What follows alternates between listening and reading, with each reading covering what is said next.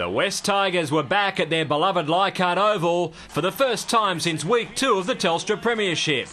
And what would the return to Tiger Town be without the reappearance of a couple of popular figures in Gareth Ellis and Lottie Takiri, who have both been long-term absentees?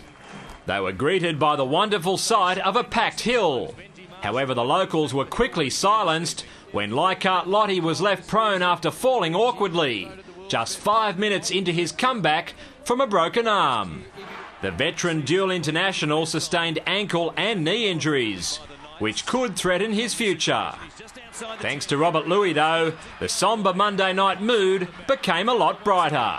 Shows it to Louis. There was half a gap there, and he hesitated before going to the line. Jared Maxwell had his nose underneath the play and says that'll do for a try.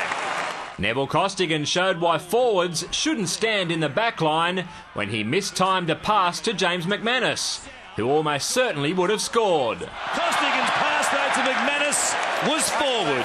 The former St George Illawarra enforcer atoned just 2 minutes later when he backed up on the inside after neat work by another ex-Dragon in Bo Henry. Gives it to Sow. Costigan backing up, and Newcastle have their first try of the night. Terrific play, and they have been dangerous down this left-hand side all game. Beating the Black and Golds on this patch of turf normally requires something special, and that's just what Junior Sow did. It's well weighted, Ryan, patient, tapped backwards by Junior Sow. The Knights centre knew exactly what he was doing and brought off one of the year's most amazing plays to the satisfaction of video referee Paul Mellor.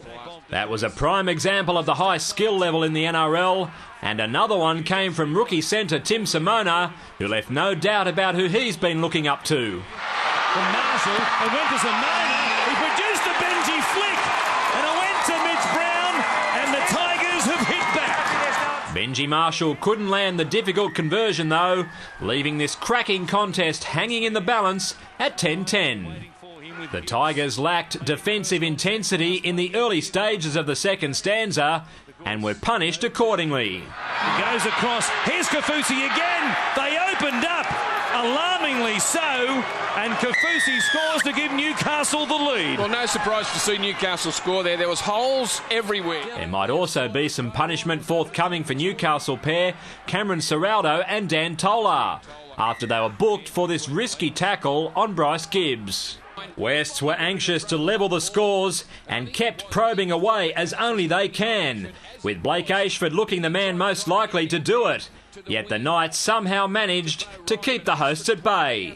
Akila Uate's place in the New South Wales team for Origin 2 was imperilled when the winger illegally upended Simona, making him the third Novocastrian to be put on report in this match. Oh boy! And he almost speared him into the turf. The ensuing penalty put the Tigers deep into opposition territory, and Robbie Farah isolated Liam Fulton. Fulton, a huge gap. Fulton for the line, and the Tigers have cracked them. He got it down. Marshall's extras from adjacent squared things up once more, and that left both sides to size up the sticks in the final 5 minutes for a potential match-winning one-pointer.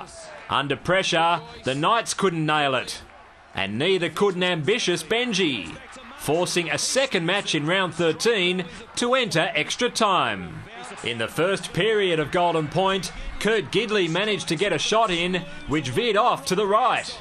Then after they swapped ends again, Chris Heinington's superb hit-up had a field goal there for the taking. 20 metres out, in front of the uprights. Robbie Farah from dummy half wins the game for the Tigers! What a way to finish off the first half of the 2011 Telstra Premiership. West Tigers 17, Newcastle 16, in an absolute thriller which made Robbie Farah the toast of Tiger Town. Yeah, that one I knew. I was right in front, so it's pretty hard to miss. But yeah, well, it wasn't the prettiest one, but they're all worth the same points, mate. David Rowlands, Big Pond Sport.